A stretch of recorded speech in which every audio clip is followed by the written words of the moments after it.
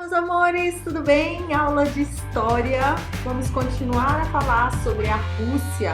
Hoje falaremos sobre os partidos políticos e a oposição ao regime czarista.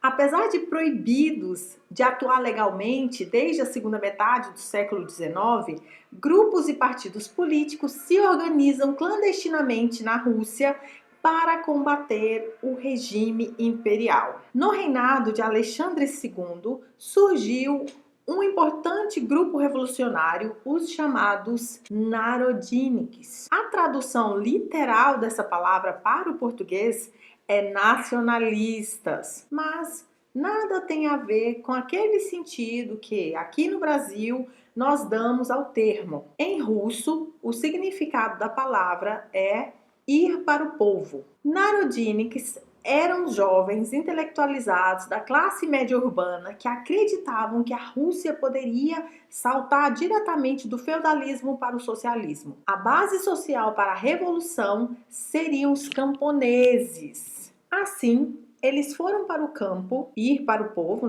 Eles foram para o campo, ir para o povo, com a fim de levar a mensagem socialista aos camponeses e torná-los revolucionários. O movimento fracassou uma vez que os valores dos jovens de classe média e dos camponeses eram muito diferentes. Nessa época, também surgiram grupos que defendiam o terrorismo como instrumento de luta contra o czarismo. Foi o caso do grupo Vontade do Povo, que em russo seria Narodnaya Volia.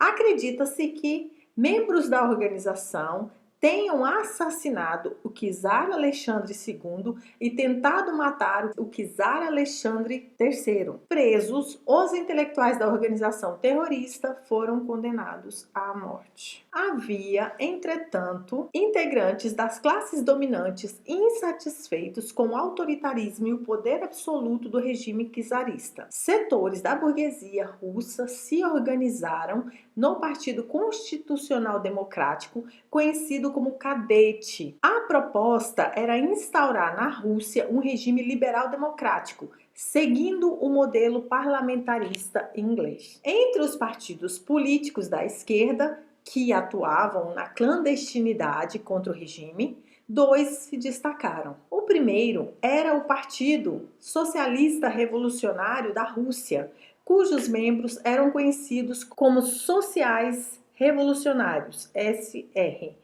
Eles defendiam a adoção imediata do socialismo, privilegiando os camponeses com a reforma. Os SR alcançaram grande popularidade. O segundo era o Partido Operário Social Democrata Russo, POSDR, partido marxista influenciado pelo Partido Liberal Democrata Alemão. Adeptos das ideias marxistas, os sociais-democratas acreditavam que a revolução ocorreria em duas etapas. Vamos abrir um parêntese. Agora nós falamos dessa revolução em duas etapas. Vamos lá.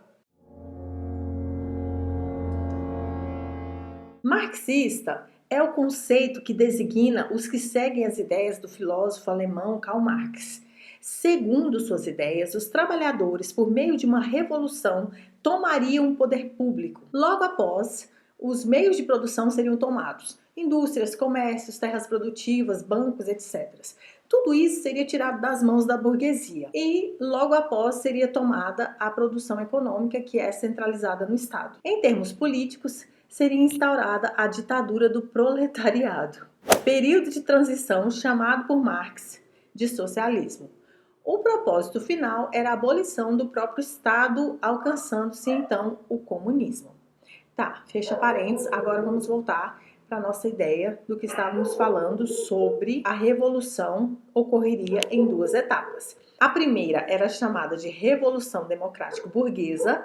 Nessa fase seriam eliminados o absolutismo político czarista e as instituições feudais. Desse modo, seria possível desenvolver o capitalismo sob instituições liberal-democráticas. A segunda etapa seria a Revolução Socialista. Com o capitalismo desenvolvido e com forte base operária, haveria condições para a instituição do regime socialista. Entre as lideranças do Partido Operário Social Democrata Russo estavam Vladimir Lenin e Leon Trotsky. Nessa imagem, observamos Lenin discursando ao Exército Vermelho numa praça em Moscou em 5 de maio de 1920. Ao lado direito do púlpito estão Trotsky à frente e Kamenev atrás. A foto demonstra a liderança de Lenin, mentor da Revolução Socialista, e o apoio de Trotsky, comandante do Exército Vermelho. Kamenev era um dos líderes bolcheviques e integrou o primeiro Politburo, Comitê Central do Partido Comunista. Entre os sociais-democratas russos havia sérias divergências. A mais importante delas era sobre o tipo de partido a ser construído. Lenin defendia a proposta de que a organização deveria ser formada exclusivamente por militantes dedicados às atividades revolucionárias e sob rígida disciplina partidária. O partido, para ele, também deveria ser fortemente centralizado. Julius Martov, por sua vez, acreditava que os russos deveriam seguir o exemplo dos sociais-democratas alemães. Um partido aberto e de massas, cujos militantes não estariam obrigados a participar das atividades partidárias. Estava parecendo uma igreja esses partidos. A questão dividiu profundamente os sociais-democratas russos, a ponto de criar duas grandes tendências durante o segundo congresso do Partido Operário Social-Democrata Russo, em 1903, que foi o quê? Os bolcheviques, liderados por Lenin, e os mencheviques, seguidores das ideias de Martov. É conhecida a versão de que no segundo congresso do partido, em 1903, os seguidores de Lenin tinham maioria dos delegados. Na realidade, desde o início dos trabalhos, era o grupo de Martov que tinha a maioria dos delegados, 27 ao total. Os que apoiavam Lenin chegavam a 24. Contudo, em certo momento, alguns delegados que apoiavam Martov se ausentaram e seu grupo caiu para 19. Foi nessa oportunidade que Lenin declarou que tinha maioria bolchevique em russo. Maioria em russo é bolchevique. E acusou Martov de ter a minoria, que seria menchevique. Palavra menchevique, minoria, menchevique, em russo.